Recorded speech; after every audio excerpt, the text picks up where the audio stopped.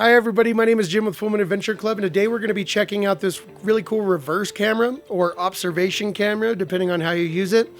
This is a Haloview Tango or BT7 model sent to me for free by Haloview so I can share it with you guys, so thank you very much, Haloview. And basically, this is a really nice camera that goes in the back that has 1080p, full color night vision. It has image flip, so if you want to use it just like you would your rear view mirror, you'll get the exact same image out of that way if you flip it. Lots and lots of really cool features. It has an insane range of about 1,000 feet, and we're going to put that to the test. And it's very easy to install, very easy to use, and I have been enjoying it very much as an upgrade on my RV. So why don't we unbox it, and I'll show you how to install it, and then we'll get around to testing it to see if this is something that's right for you. If you are interested, there's a link down in the video description below where you can go over to the website and pick one of these up. And let's dive right into it and check out this really cool camera. Okay, so as we open up the Haloview box right here, we're gonna slide off that outer cover, get this guy opened up. Okay, so once we start opening the box here, inside you're gonna have your instruction manuals. You have the display itself located here without the antennas attached. You have the 3 antennas, 2 for the device and the other one for the back, all your cables, your mounting hardware. There's a license plate mount right there. You have your camera itself, and you're also going to have the little sticky base stand for the head unit, gasket and mounting hardware for the camera itself. And that's about it. Let me switch to a top view so you can kind of see what all that is. And we'll kind of look at that a little bit from the upper angle. And if you look at this diagram here, you kind of get a good idea of what all is included in the kit here. That doesn't even show the mounting hardware, the screws, etc. But that's a good indication of what's in the box. Let's talk about it. And of course, you can put this in pretty much any vehicle you can really imagine. So just use your imagination there. It is full color night vision, seamless 1080p audio, up to 1,000 feet distance, rear backup lines. It is IP65 water resistant, and it can be mounted pretty much anywhere you want. It does have a little light that you can turn on and off with the front display in case it's really dark. It does have a high brightness display. It is backlight adjustable, friendly user accessories. It does have audio, rear marker lines, and the water resistance, like we talked about, I believe is IP65 rated. Really high resolution camera there. It really does have some really nice pictures. So when it comes to installing this guy, I had a real cheap backup camera mounted up here that was wireless, but man, it just cut out all the time. It just could not make it through the walls of the RV to the front. And it was kind of just a nightmare because it'd always fail on you when you really needed it the most. Your screen would just go blank. So we're gonna go ahead and remove this guy and install this new camera. And so that means I already have a hole drilled. Of course, if you want to run your camera into one of those marker lights up top, that's probably what I recommend you doing so you can avoid poking holes in your RV. But since I already have one, I'm going to wrestle this old wire out of here, and then we're going to have to clean everything up. I recommend using some isopropyl alcohol because it evaporates well and gets off all that residue and goo. And once you have that all cleaned up, we're going to feed our wire through. Make sure that you have your rubber grommet on. That's going to make it more weatherproof. I'm also going to be adding some silicone to this a little later, so keep that in mind. You do want to make sure this is sealed, but we're going to go ahead and screw this on. If your surface is flat, the rubber grommet might be enough, but mine's got that little bump there, so I'm going to go ahead and silicone this up if I decide to permanently mount this camera later. Screw on your antenna, make sure everything's nice and tight. And so once you've adjusted your camera, everything's in place, let's go over the wiring. So the easiest way is going to be to go into your marker lights, and basically you leave the green remote trigger wire completely disconnected, and you're just going to run the positive power source to your positive on the light and the negative to the negative on your light. And whenever your lights are on, that's going to be turned on. The camera will activate, and you leave the green wires completely disconnected. Now, if you're going to do it a different way, what you're going to need to do is you're still going to need your positive and negative power source, but you're going to connect your green trigger wire. And then inside of the RV, that trigger wire is going to have to go to a toggle switch or a switch of some kind to activate the power for the camera.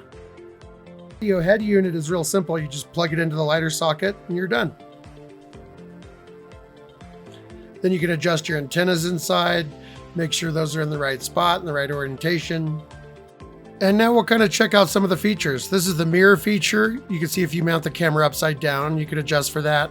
Or if you want to use it as a rear view camera, like a rear view mirror would look, you can reverse the image depending on your preferences. But I like it just normal, so I don't use mine reversed. You can also set it up for multiple monitors, multiple cameras, so it'll split screen. Up to 4 cameras can be viewed at one time, which is very cool. You can also move around your parking lights. You can turn them on and off. If you want those parking lines gone, that's easy enough, but you can adjust them for any angle of the camera, which is very helpful. And hopefully on camera this is going to pick up, but it does have a built-in microphone. It does have volume control. The volume is set at 50%. So if somebody's back here guiding you, you'll be able to hear them without a walkie-talkie, which is pretty cool, or yelling. So the audio feature is very cool, but now we're just going to cruise around with it, get some footage. You can see it's really, really pretty. No staggering, no cutting in or out. Great picture quality. This is recorded from the SD card directly off the unit itself. So I'm not using my phone to kind of record the screen. So that's what it looks like driving around town. Give you some nice greens. It really does have a really beautiful picture quality, which is very cool. Now I want to show you guys something. This is me driving, and of course when I look in my rear view mirror and I look back, if that curtain's closed I see nothing, and even if it was open I wouldn't see much. So very, very beneficial to be able to see what's going on behind you. Now I want to warn you about the parking lines. This is a different backup camera. This is off my 2019 Chevy Colorado ZR2. And you can see I'm trying to keep my arm lined up with the side of the truck, and the lines follow that perfectly. And so when I just try and line myself right up with the side of the truck, you can see that my leg and my arm is pretty much right along that line. So that line indicates the sides of my vehicle because it's designed for that vehicle. Now with the RV, when I do the same thing, of course, you're going to have different size vehicles, different things. So you're going to need to mark out your own lines to give yourself a good indication of what you're actually looking at, because I'm doing the same thing and you can see I'm very far away from those lines, which you can adjust up and down, but you cannot adjust the width apart that they are, which would be nice if you could. But just to give you guys a little warning there, make sure you do this so you actually see what the width of your vehicle is in comparison to your parking lines. Now, also I wanted to kind of check this out at night. Now this is with my cell phone, taking video behind my Chevy Colorado. And this is a 2019 truck, and the reverse lights are on, the camera's going there. We should have really good night picture backing up, but look at just how horrible this is. I'm going to switch over there now. That is the rear backup camera at night on my Chevy Colorado. It's just abysmal. There's so much noise. You can barely even see my dog Storm running around out there. Just horrible, horrible picture quality. I was pretty disappointed with that from, Chevy, but what are you going to do? So now we're going to switch over to the camera on the RV. And you can really just tell that is a night and day difference. I mean, very clear. You can see the animal. There's not all that noise. This is with the little LED light turned on, but why not? And here's actually another backup camera on my Jeep Grand Cherokee, a real cheap little license plate backup camera. And you can see the image quality is just horrible in comparison to the Haloview, which has really nice color, 1080p. I mean, it really picks up anything that you'd want it to from the back of the RV.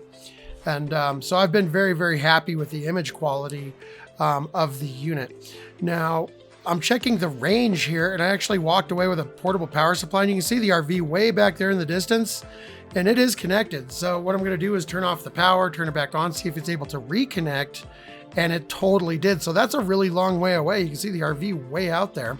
I also took this down into my basement through many, many walls of my house, and it managed to penetrate all of those just fine too. So very cool applications for using it like a, just a surveillance camera anywhere you want. Now I'm going to put in the SD card. It just goes in the top. You format it. It's very, very easy to do. This one was brand new, so I didn't even need to really, or it was already formatted, one of the two, because as soon as I clicked it in, you can see that we're already recording. Up at the top, boom. So now what we're going to do is take this little portable power unit, and I'm going to run out to the high school football field. We're going to set up the monitor remotely there and let it record with that SD card. And we're going to test the range on this guy big time. So in front of me is the high school football field, and that starts at about where the fence is, that driveway to your first left, and then we're going to drive all the way to the tree line at the very end, turn around and see how we do, and we'll see if it's able to record that entire distance and see if when we turn around we lose it or anything like that. So this will be a really good range test, so this will be fun. Let's get right to it. Okay, so we'll put it right there, record, we'll turn around, drive down, we'll check its range. So I kind of sped up the footage here just a little bit of me turning around, but I mean, look how far I had to drive just to turn around. And the picture quality stayed excellent. But now that we're kind of turned around and we're back, there is our video monitor right there. And from here on out, I'm going to play this in real speed, just so you can see how the camera performs going down a bumpy road, doing about 15 miles an hour. And we're going to drive all the way past the football field. And then we will turn around at the very, very edge here of the trees. And once we get that all set up, I'd also like to note that this is really far away. And when I put the camera in between the RV in between the camera and the monitor, we still didn't stop recording. So that's very, very cool. All of this recording is coming off the SD card from the video unit way back there across the field. And there's a lot of wind here, so I couldn't play all the audio for you, but I'll go ahead and be quiet, and we'll try and let you listen to the audio that I recorded from the camera. The camera is way over there, so if that's the case, very, very cool. I think that's a good test. We'll be able to tell when it quit recording on us. So there you go. With the wind, it was a little harder to make out. There was a little bit of latency, but I mean, that's to be expected considering the distance that it's transmitting the video and the sound to. So what I'm going to do now is I'm back in the RV, and I'm going to put the RV in between the rear camera antenna and the video display antenna, and we'll see if it's actually able to transmit past the RV from this distance. You see it glitched out just a touch, but like it's back and no problems whatsoever. Pretty cool. That's awesome. Now all that's left is to use it to back into my driveway at home, which made things a heck of a lot easier, and I didn't have to worry about running anything over or smacking anything. So we just drove it straight on in.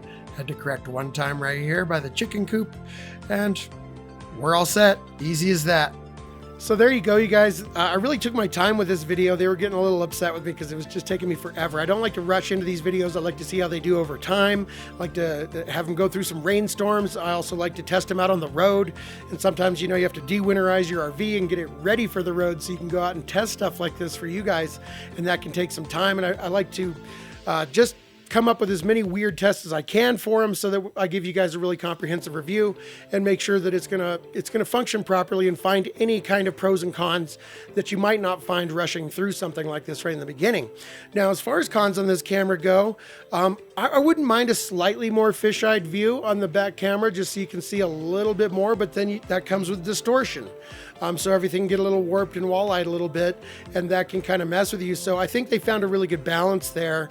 The second thing is I wouldn't mind like a really low power mode on the camera, and then when it connects to the front video display, when you turn that on, I wouldn't mind it sending a signal that wakes up that camera so that you could kind of just go without the remote trigger. It'd go into sleep mode. When you turned on the display, boom, it wakes it up. That would be a little bit handier than having to wire it into your marker lights, which is what I recommend most of you do. You turn on your parking lights while you're driving down the road, boom, you got a camera working. It's gonna work just fine until you turn off those lights. And that's very simple because the light switch is in the front and the marker is in the back. So there's not very much wiring to run. The way I did it is I actually wanted a toggle switch in the front cab. So I had to run a wire all the way from the back, all the way to the front of the RV.